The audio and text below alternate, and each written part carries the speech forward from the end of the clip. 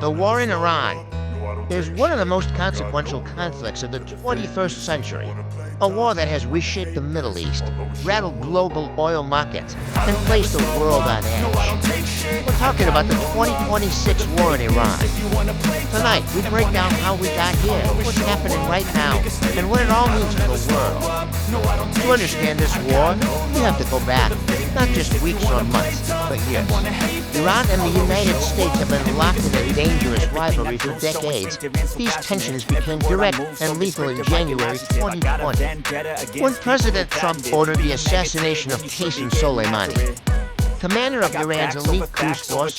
Then came October 7, 2023, Hamas's deadly attack on Israel, which triggered the Gaza war and set the entire Middle East on a new trajectory. In the years that followed, Israel systematically weakened Iran's network of proxies, including Hamas in Gaza, Hezbollah in Lebanon, and others through a sustained campaign of strikes across the region. The breaking point came in June 2025. The 12-day war, a conflict between Israel and Iran, began. When Israel bombed military and nuclear facilities in Iran in a surprise attack, assassinating prominent military leaders, nuclear scientists, and politicians.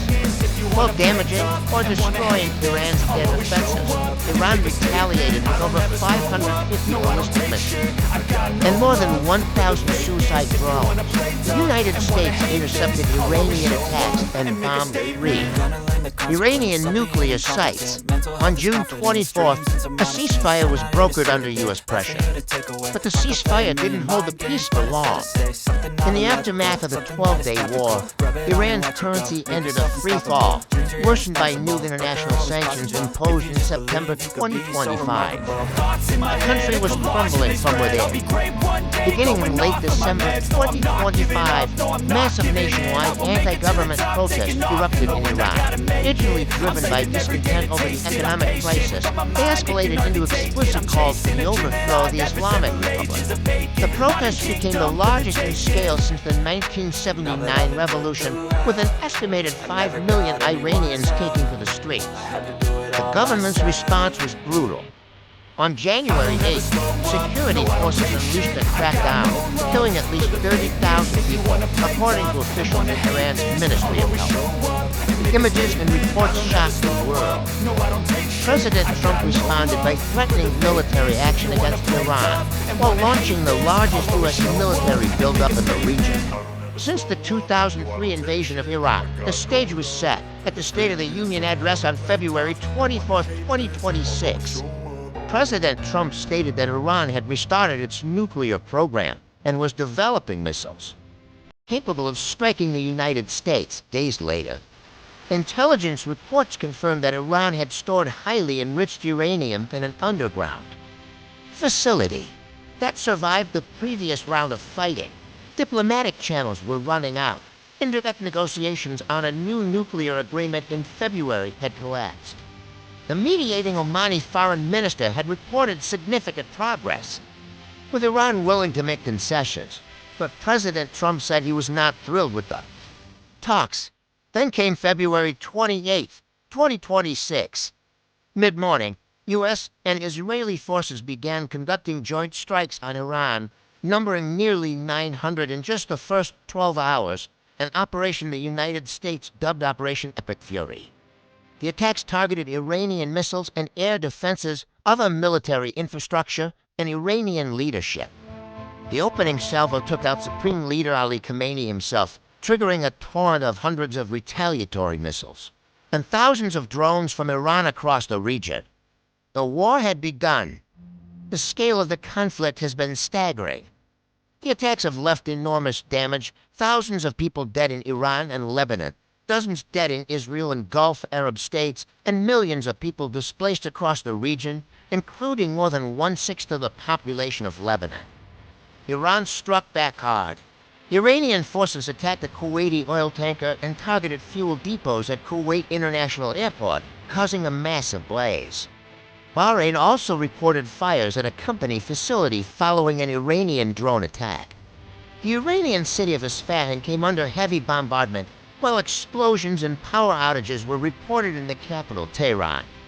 At sea, Iran weaponized one of the world's most critical choke points.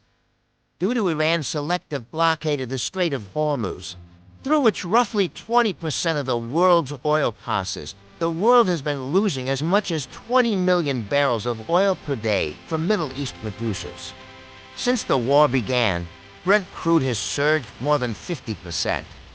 The closure of the Strait of Hormuz has been described by the International Energy Agency as the biggest oil shock in history. Countries around the globe are feeling the pain. In the Philippines, the president declared a state of national energy emergency, the first country to do so. In Australia, the states announced free public transportation to offset skyrocketing fuel costs. As of April 2026, the war is now in its second month, and both sides claim momentum. U.S. Secretary of State Marco Rubio has said that the United States had largely destroyed the Iranian Navy and Air Force and was well on its way to destroying a significant percentage of missile launchers and wiping out the country's missile and drone factories. But Iran is not backing down. Iran's Foreign Minister Abbas Araghchi told Al Jazeera that Iran is prepared for at least 6 months of war. "We do not set any deadlines for defending ourselves," he said. "We will defend our country and our people as far as necessary." There are mixed signals about diplomacy. Trump claimed Iran had agreed to most of a 15-point list of U.S. demands conveyed via Pakistan, but Iranian officials rejected that characterization, calling the demands largely excessive, unrealistic, and unreasonable. Trump also announced a 10-day pause on strikes targeting Iranian energy sites, extending the deadline to April 6, 2026, citing an Iranian government request. But he has continued to threaten to blow up Iran's electric plants and oil infrastructure if a deal is not reached. Meanwhile, the conflict in Lebanon has sharply escalated since March 1st, with fighting between the Israeli military and Iranian-backed Hezbollah intensifying alongside an expanded Israeli ground operation. The world is watching and reacting. With alarm, Asian markets have taken a serious hit, with Japan's Nikkei dropping around 10% and South Korea's Kospi falling approximately 14% since the war began. The OECD has sharply raised its inflation forecasts for major economies and downgraded its global growth forecast, citing the conflict as a key driver. Internationally, opinions are divided. The United Nations and most countries have expressed deep concern and called for a diplomatic solution. Meanwhile, Argentina, Germany, Ukraine, and the United States have said the strikes on Iran were justified to prevent nuclear proliferation. The 2026 war in Iran did not arrive without warning. It was the culmination of years of nuclear brinkmanship, proxy conflicts, failed diplomacy, and a region already on fire. What began as a targeted military operation has cascaded into a conflict with no clear endpoint, one that is shaking global energy markets, displacing millions, and testing the limits of international order. The questions now are the hardest ones. How does this end? Who pays the price? And what kind of Middle East and world emerges on the other side? Those answers are still being written. This has been a special report.